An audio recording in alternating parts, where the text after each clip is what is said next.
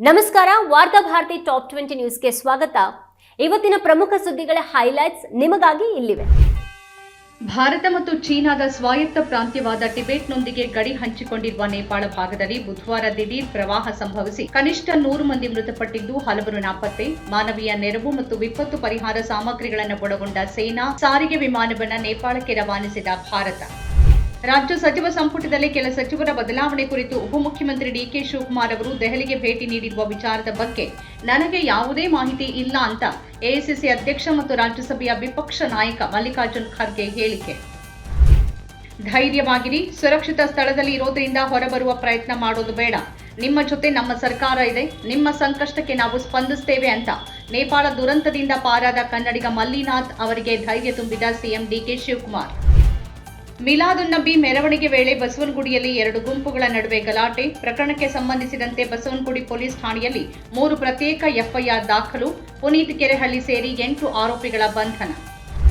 ಹಲ್ದ್ವಾನಿಯಲ್ಲಿ ಕಾಂಗ್ರೆಸ್ ಅಧ್ಯಕ್ಷ ಮಲ್ಲಿಕಾರ್ಜುನ್ ಖರ್ಗೆ ಅವರು ಭಾಗವಹಿಸಿದ್ದ ಕಾರ್ಯಕ್ರಮದ ಸ್ಥಳವನ್ನು ಶುದ್ಧೀಕರಿಸಿರುವುದನ್ನು ಸಮರ್ಥಿಸಿಕೊಂಡ ಉತ್ತರಾಖಂಡ್ ಬಿಜೆಪಿ ಅಧ್ಯಕ್ಷ ಮಹೇಂದ್ರ ಭಟ್. ಘೋಷಣೆಗಳಿಂದ ಆ ಸ್ಥಳ ಕಲುಷಿತಗೊಂಡಿತ್ತು ಅಂತ ಹೇಳಿಕೆ. ಶಾಲೆಯಲ್ಲಿ ಹಿಜಾಬ್ ಧರಿಸುವ ಕುರಿತು ಅಲಹಾಬಾದ್ ಹೈಕೋರ್ಟ್ ತೀರ್ಪಿನ ಬಗ್ಗೆ ಬಿಜೆಪಿ ಟೀಕಿಸಿದ್ದು, ಯಾರು ಏನ್ ಧರಿಸಬೇಕು ಅನ್ನೋದನ್ನ ನಿರ್ಧರಿಸೋದು ನ್ಯಾಯಾಲಯಗಳ ಕೆಲಸವಲ್ಲ, ಈ ವಿಷಯವನ್ನ ಶಾಲಾ ಆಡಳಿತಕ್ಕೆ ಬಿಡಬೇಕು ಎಂದ ಬಿಜೆಪಿ ರಾಷ್ಟ್ರೀಯ ವಕ್ತಾರ ಸೈಯದ್ ಜಾಫರ್ ಇಸ್ಲಾಂ. ನೇಪಾಳದಲ್ಲಿ ದಿಢೀರ್ ಪ್ರವಾಹ.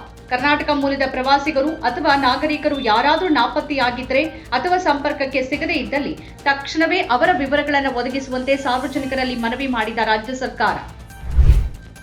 ಯೋಗ ಗುರು ಬಾಬಾ ರಾಮದೇವ್ ತನ್ನ ಬಾಲ್ಯ ಮತ್ತು ಯೌವನದ ಕುರಿತಾಗಿ ನೀಡಿದ ಹೇಳಿಕೆಗಳಿಗೆ ಬಿಜೆಪಿ ಸಂಸದೆ ನಟಿ ಕಂಗನಾ ರನೌತ್ ತಿರುಗೇಟು.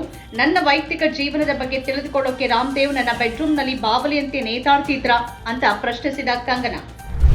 ನೇಪಾಳದಲ್ಲಿ ಸಂಭವಿಸಿರುವ ಭೀಕರ ಪ್ರವಾಹದಲ್ಲಿ ಬೆಂಗಳೂರು ಮೂಲದ 5 ಕಾಣೆಯಾಗಿದ್ದಾರೆ ಎಂದ ಉಪಮುಖ್ಯಮಂತ್ರಿ ಜಿ ಪರಮೇಶ್ವರ್ ಅವರನ್ನು ಸಂಪರ್ಕಿಸುವ ಯತ್ನ ನಡೀತಿದೆ ಅಂತ ಮಾಹಿತಿ. ದೆಹಲಿಯಲ್ಲಿ ಪ್ರಧಾನಿ ನರೇಂದ್ರ ಮೋದಿ ಅವರನ್ನ ಭೇಟಿ ಮಾಡಿದ ಕೇಂದ್ರ ಸಚಿವ ಎಚ್.ಡಿ. ಕುಮಾರಸ್ವಾಮಿ ಮತ್ತು ಪುತ್ರ ನಿಖಿಲ್ ಮೈತ್ರಿ ಬಲಪಡಿಸುವ ಬಗ್ಗೆ ಚರ್ಚೆ. ನೇಪಾಳದಲ್ಲಿ ಸಂಭವಿಸಿದ ಭೀಕರ ಪ್ರವಾಹದಲ್ಲಿ ಈಶಾ ಫೌಂಡೇಶನ್ನ 80 ಯಾತ್ರಿಕರು ನಾಪತ್ತೆಯಾಗಿದ್ದಾರೆ ಅಂತ ತಿಳಿಸಿದ ಸದ್ಗುರು ಜಗ್ಗಿ ವಾಸುದೇವ್. ಚೀನಾಗೆ ಸೇರಿದ ಪ್ರದೇಶದಲ್ಲಿ ನೈಸರ್ಗಿಕ ತಡೆಗೋಡೆ ಒಡೆದಿದ್ದೇ ನೇಪಾಳದಲ್ಲಿ ಹಠಾತ್ ಪ್ರವಾಹ ಸಂಭವಿಸೋಕೆ ಕಾರಣ ಎಂಬ ಆರೋಪವನ್ನು ನಿರಾಕರಿಸಿದ ಚೀನಾ. ನಮಗೆ ಸೇರಿದ ಪ್ರದೇಶದಲ್ಲಿ ಯಾವುದೇ ಡ್ಯಾಂ ಕುಸಿದಿಲ್ಲ ಅಂತ ಸ್ಪಷ್ಟನೆ. ಮೊದಲ ಹಂತದಲ್ಲಿ 101 ತಾಲೂಕುಗಳನ್ನು ಬರಪೀಡಿತ ಅಂತ ಘೋಷಿಸಿದ ಸರ್ಕಾರ. ಇವುಗಳಲ್ಲಿ 89 ತಾಲೂಕುಗಳಲ್ಲಿ ತೀವ್ರ ಬರ ಮತ್ತು 12 ತಾಲೂಕುಗಳಲ್ಲಿ ಸಾಧಾರಣ ಬರ ಪರಿಸ್ಥಿತಿ ಇದೆ ಅಂತ ಮಾಹಿತಿ ನೀಡಿದ ಡಿಸಿಎಂ ಜಿ ಪರಮೇಶ್ವರ್.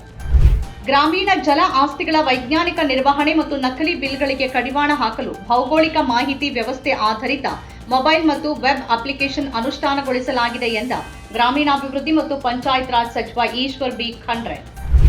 ದಿಲ್ಲಿಯಲ್ಲಿ ಡೇರಿ ತ್ಯಾಜ್ಯ ಉತ್ಪಾದನೆ ಕುರಿತು ಸಮೀಕ್ಷೆ ನಡೆಸಲಾದ 557 ಡೇರಿ ಮತ್ತು ಗೋಶಾಲೆ ಘಟಕಗಳಲ್ಲಿ 90% ಅನಧಿಕೃತವಾಗಿವೆ ಅಂತ ತಿಳಿಸಿದ ದಿಲ್ಲಿ ಸರ್ಕಾರದ ವರದಿ. ಪಶ್ಚಿಮ ಬಂಗಾಳದ ಮಾಲ್ಡಾ ಮೆಡಿಕಲ್ ಕಾಲೇಜು ಆಸ್ಪತ್ರೆಯಲ್ಲಿ ಒಂದೇ ದಿನದಲ್ಲಿ 10 ನವಜಾತ ಶಿಶುಗಳು ಸೇರಿದಂತೆ ಆಗಸ್ಟ್ನ ಮೊದಲ 3 ವಾರಗಳಲ್ಲಿ ಒಟ್ಟು 60 ನವಜಾತ ಶಿಶುಗಳು ಮೃತ್ಯು. ಇದರ ಬೆನ್ನಲ್ಲೇ ಆಸ್ಪತ್ರೆ ಅಧಿಕಾರಿಗಳಿಂದ ವಿವರವಾದ ವರದಿ ಕೇಳಿದ ರಾಜ್ಯ ಆರೋಗ್ಯ ಇಲಾಖೆ. ಉಡುಪಿ ಜಿಲ್ಲೆಯ ಬ್ರಹ್ಮಾವರ ಹೊರತುಪಡಿಸಿ ಉಳಿದ ಎಲ್ಲ 6 ತಾಲೂಕು ಕಚೇರಿಗಳಿಗೆ ಏಕಕಾಲದಲ್ಲಿ ದಾಳಿ ನಡೆಸಿದ್ದು, ಕಚೇರಿಗಳಲ್ಲಿನ ಬಾಕಿ ಕಡತಗಳ ಪರಿಶೀಲನೆ ಕಾರ್ಯ ನಡೆಸಿದ ಲೋಕಾಯುಕ್ತ ಪೊಲೀಸರು.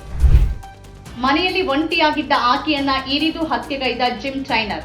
ದಿಲ್ಲಿಯ ತಿಲಕ್ ನಗರ್ನ ಮಹಾವೀರ್ ನಗರ ಪ್ರದೇಶದಲ್ಲಿ ನಡೆದ ಘಟನೆ. ಕಾನ್ಪುರದ ಗಂಗಾ ಬ್ಯಾರೇಜ್ ಬಳಿ ಖಾಸಗಿ ತರಬೇತಿ ವಿಮಾನವೊಂದು ಅಪಘಾತಕ್ಕೀಡಾಗಿದ್ದು, ಈ ಘಟನೆಯಲ್ಲಿ ಪೈಲಟ್ ಸ್ಥಳದಲ್ಲೇ ಮೃತಪಟ್ಟಿದ್ದಾರೆ ಅಂತ ತಿಳಿಸಿದ ಅಧಿಕಾರಿಗಳು.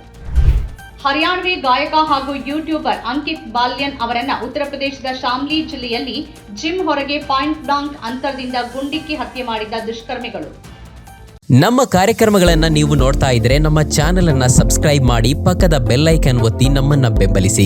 ಹಾಗೆ ನಮ್ಮ ಕಾರ್ಯಕ್ರಮಗಳನ್ನ ಲೈಕ್ ಮಾಡಿ, ಕಮೆಂಟ್ ಮಾಡಿ, ಅದನ್ನ ಬೇರೆಯವರಿಗೂ ವಾಟ್ಸ್ಆಪ್ ಮೂಲಕ ಶೇರ್ ಮಾಡಿ. ನೀವು ಹೀಗೆ ಮಾಡಿದಾಗ ನಮ್ಮ ಚಾನೆಲ್ ಇನ್ನಷ್ಟು ಮತ್ತಷ್ಟು ಜನರಿಗೆ ತಲುಪಲು ನೀವು ನಮ್ಮೊಂದಿಗೆ ಸಹಕರಿಸಿದ ಹಾಗಾಗುತ್ತೆ. ಇದು ನೀವು ಯಾವುದೇ ಖರ್ಚಿಲ್ಲದೆ ಕೆಲವೇ ಸೆಕೆಂಡುಗಳಲ್ಲಿ ನೀಡಬಹುದಾದ ಸಹಕಾರ. ಧನ್ಯವಾದಗಳು.